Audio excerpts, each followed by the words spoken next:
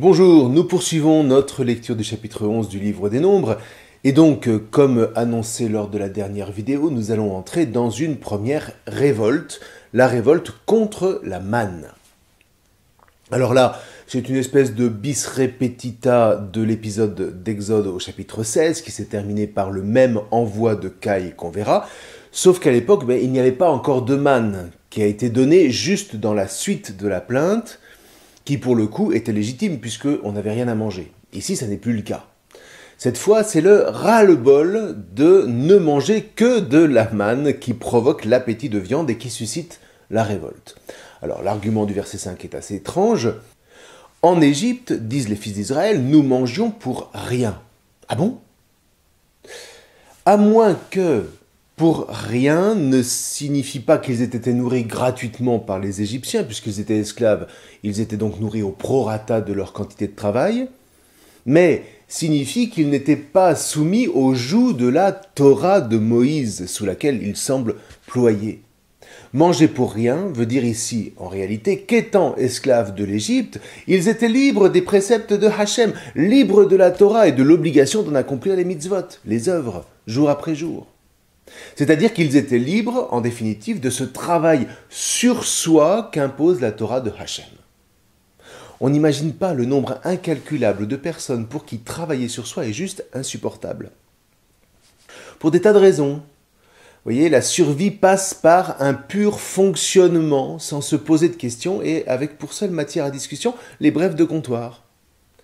Or, c'est justement le difficile pari de Hachem et de Moïse, son serviteur, que tout un peuple se mette au travail sur soi, et pour cela, de les appauvrir au désert en leur donnant chaque jour juste la quantité et la qualité de nourriture dont ils ont besoin. Alors on peut penser ce qu'on veut d'un tel scénario, mais en tous les cas, personne ne peut vivre de cette providence quotidienne imposée sans nécessairement, effectivement, à un moment ou à un autre, se questionner, en commençant par la révolte et le hurlement. Alors on peut dire les choses un peu autrement. Vous voyez, avoir la bouche remplie jour après jour par un autre, c'est la condition infantile, au sens où, du point de vue de l'enfant, c'est la liberté des parents qui s'impose, point barre. Pour lui, la nourriture n'est donnée que quand les parents le décrètent, ce qui fait d'eux non seulement les nourriciers, mais les législateurs. Ben oui, dans la mesure où ce sont eux qui dispensent la nourriture, ça signifie charnellement que ce sont eux qui dictent la loi. Sauf qu'à un moment, ça devient juste insupportable. Insupportable que la loi ne vienne que de l'extérieur, par un autre dont la présence devient oppressante. Insupportable que la nourriture soit liée à un autre dont la présence, là encore, fût-elle généreuse, est accablante. Parce que du point de vue de l'enfant, cette relation est une relation de domination, où il se comprend comme un esclave, alors qu'il voudrait se sentir maître. Il sait bien que ses parents l'aiment, mais leur omniprésence ressentie comme une oppression opacifie leur amour à ses yeux. Du coup, ni la nourriture, ni la loi qu'elle représente ne sont plus pour lui des signes d'amour. La loi renvoie immédiatement au législateur, la nourriture renvoie immédiatement au nourricier, qui décide seul quand et comment nourrir, point final. La chose est juste révoltante, et c'est exactement la situation qu'on a à ce stade avec les fils d'Israël. La Torah est omniprésente et la manne est certes donnée, mais dans l'ordre d'une dépendance quotidienne qui ne parvient pas à évacuer la question cruciale « Qu'est-ce qui m'assure qu'il y en aura encore demain ?» Une question qui constitue ni plus ni moins que l'épreuve par excellence, terrible autant que terrifiante parce que déterminante pour le reste de l'existence, à savoir l'épreuve de la foi, par laquelle l'enfant se pose cette question effrayante. L'autre qui m'impose sa loi, sera-t-il fidèle à sa parole? Autrement dit, puis-je lui faire confiance?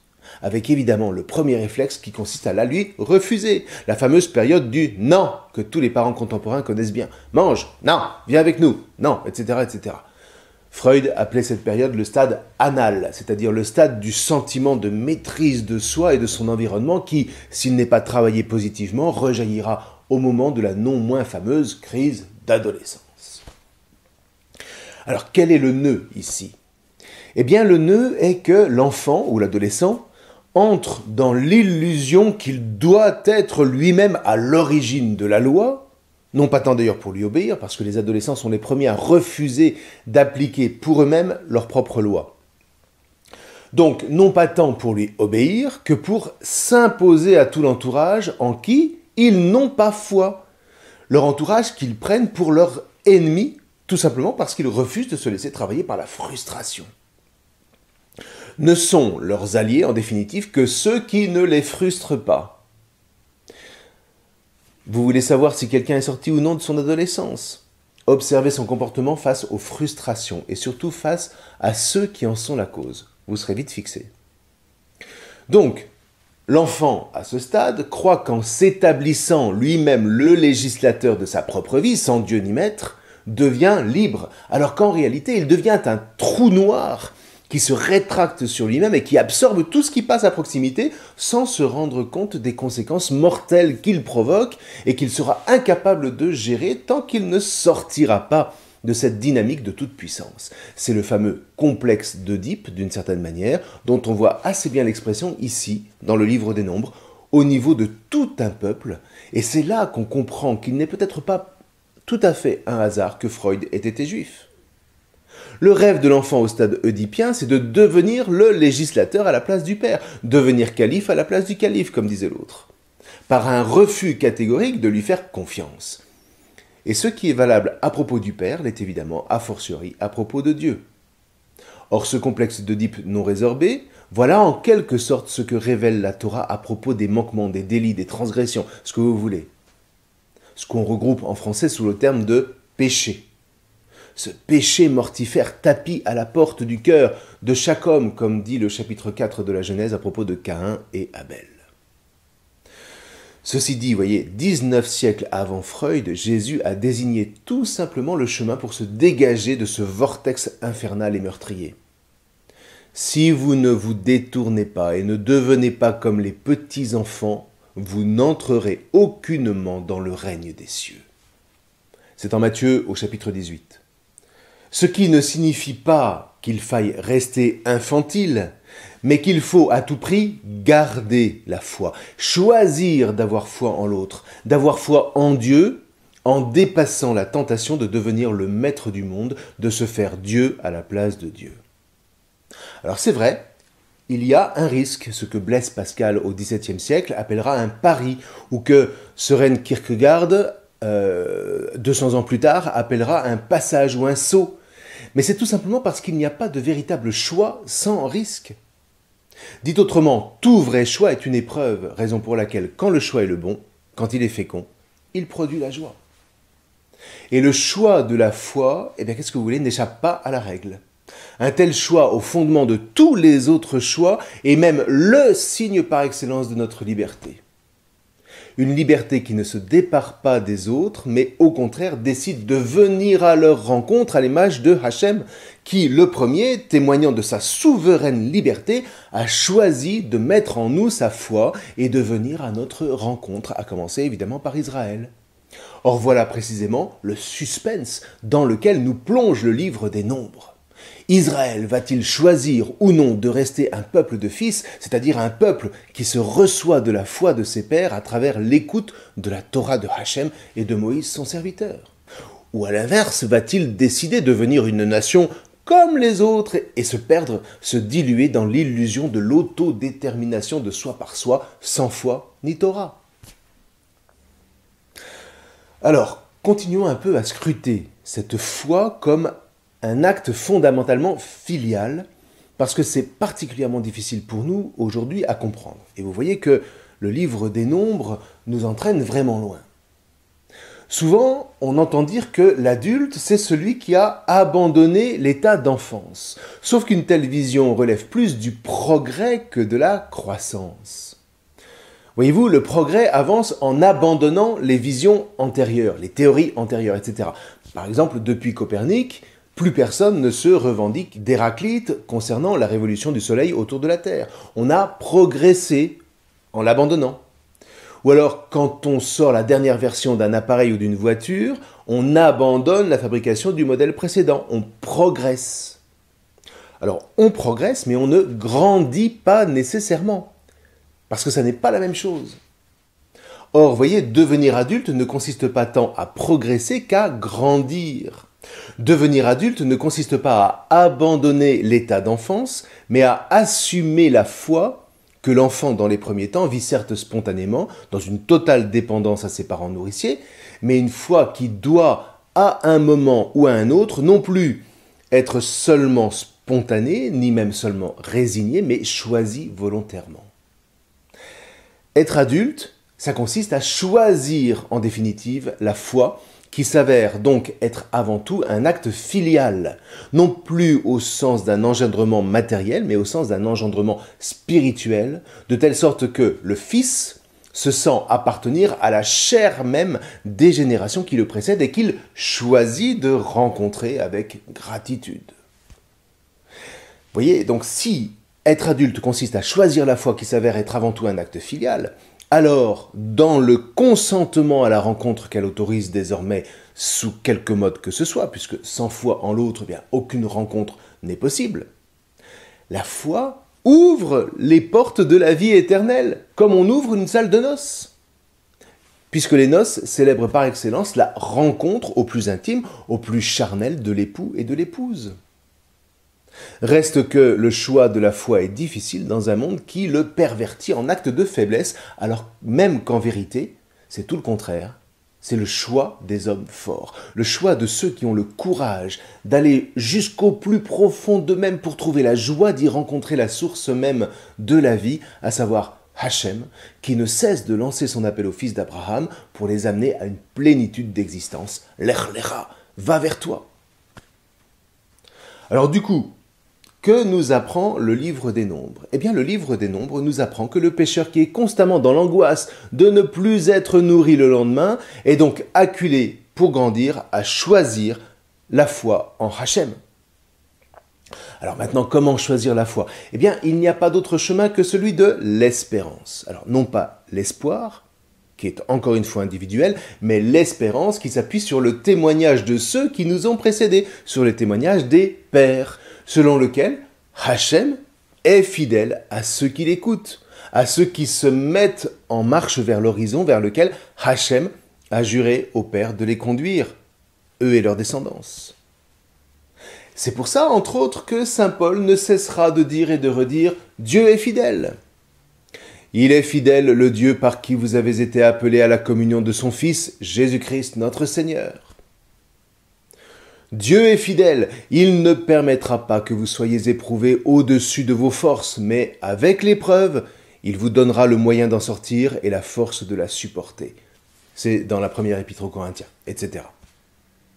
Alors tout ça pour dire que la liberté à laquelle appelle la Torah, celle qui nous fait passer de l'état d'une foi spontanée, infantile, à une foi volontaire, à la foi des fils, ne consiste pas du tout à passer de l'état de dépendance à l'état d'indépendance, mais à passer de l'état de dépendance passive à celui de dépendance consentie. Et comme tout passage, eh bien, elle est nécessairement une épreuve. Toutes les révoltes qu'on va voir à présent sont dans le fond des crispations face à l'épreuve du passage de l'enfance à la vie de fils dans la foi. Alors maintenant revenons au texte. La manne, et la manne seule, assure la subsistance quotidienne du peuple au désert. Alors on se dit, mais de quoi est-ce qu'ils se plaignent? Sauf que ça n'est effectivement pas si simple, dans la mesure où, en même temps qu'elle est donnée, la manne est une épreuve. Encore une fois, pourquoi? Parce que ce qui est éprouvant, c'est ce miracle qui advient par intermittence, sans qu'on n'en voie jamais le bout. Il faut marcher dans le désert, ce qui n'est déjà pas si facile, mais d'autant moins qu'il y a ces éclairs quotidiens d'un miracle, celui de la manne, qui, tant qu'il dure, confirme en fait chaque jour qu'on n'est pas encore arrivé. Le jour où les fils d'Israël entreront en terre promise, la manne cessera, et ce sera le signe que l'épreuve du désert est finie.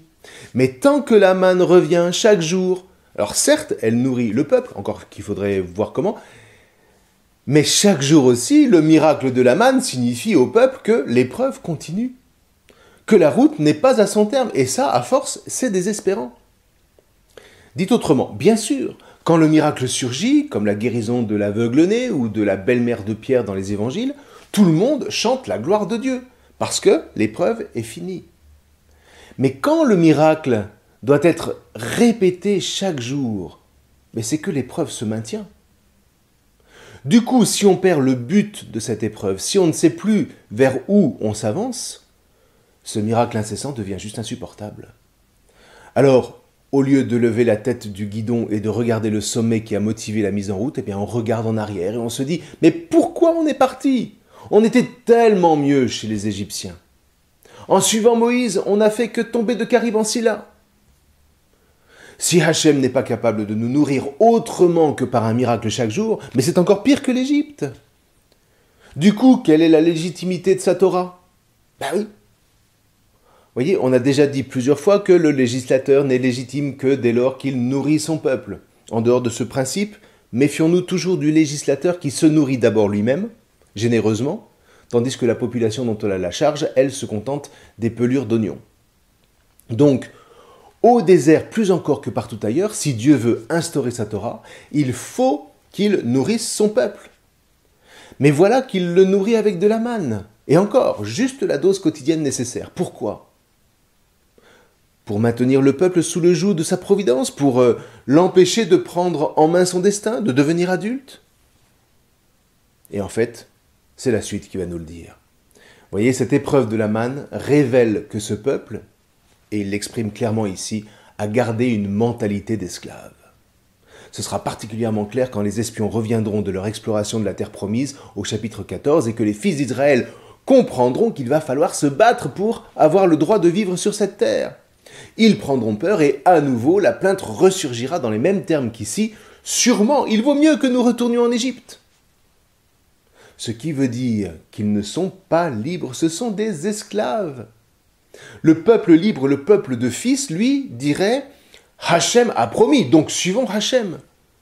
L'esclave, lui, dit « C'est trop dur de ne jamais savoir si demain nous aurons encore à manger ». Quand paraît la manne, c'est la joie, dixit le verset 8. Mais entre aujourd'hui et demain, mais quelle angoisse! Donc vous voyez, tout ça pour comprendre que quand on n'y réfléchit pas trop, on se dit que tout va bien pour ce peuple, dans le fond il mange tous les jours, il est guidé par Hachem, il a Moïse et Aharon, il a Lévim, etc., etc. Mais de quoi se plaint-il? Ben oui, sauf que c'est pas si simple, et j'espère avoir réussi à vous faire sentir un minimum où se tient le malaise. Ça n'est pas parce qu'Israël serait un peuple de râleurs, auquel cas, il suffisait à Hachem de choisir les Français qui sont des professionnels de ce point de vue. Je plaisante.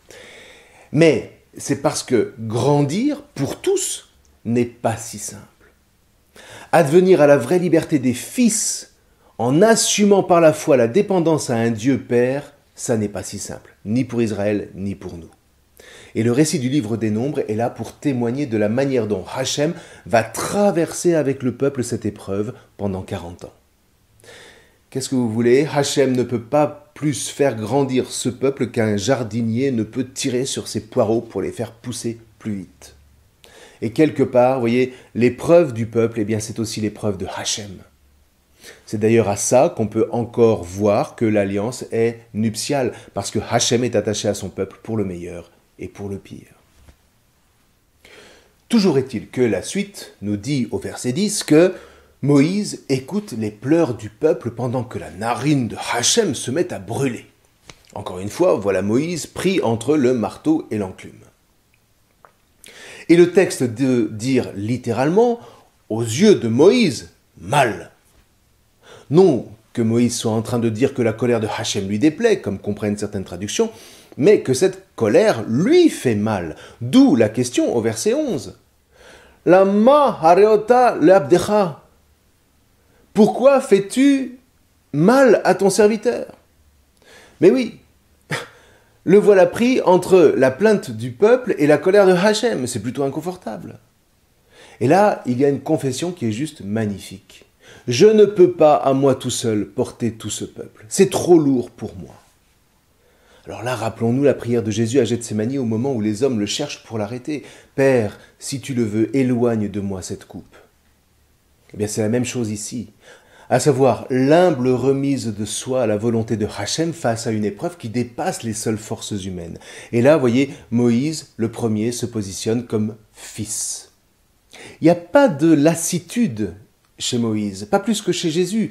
Il y a l'humilité qui lui fait dire « là, ça me dépasse. Pour moi, c'est impossible, mais avec toi, tout est possible. » Voilà, ça, vous voyez, c'est la prière du Fils. Le Fils ne nie pas le Père, mais il s'appuie sur lui, de sorte qu'avec lui, ce qui paraît impossible devient possible. C'est bouleversant. L'impossible, dit Fabrice Adjadj, c'est ce qui n'est possible qu'avec Dieu. Alors, quand enfin recevrons-nous le témoignage de nos anciens ? Enfin voilà, on s'arrête là pour aujourd'hui. J'espère être parvenu à vous faire sentir quelques-uns des enjeux qui sont inscrits dans ce récit fondateur. Vous voyez, alors, mille pardons d'aller si lentement dans la lecture, mais aller plus vite, ce serait passer tout simplement à côté de ce que nos pères ont voulu nous transmettre. Et ce serait condamner le livre des Nombres à l'obsolescence sous prétexte que le Nouveau Testament serait un progrès vis-à-vis de l'Ancien. Or, il ne s'agit pas de progresser, mais de grandir. Et pour cela, nul ne saurait négliger un seul livre de la Torah de Moïse pour comprendre qui est le Christ Jésus et quelle est la nature du salut, la nature de la croissance, de l'élévation qu'il est venu accomplir en faveur de toutes les nations infantiles. Enfin bref, nous verrons la suite la prochaine fois. Je vous remercie.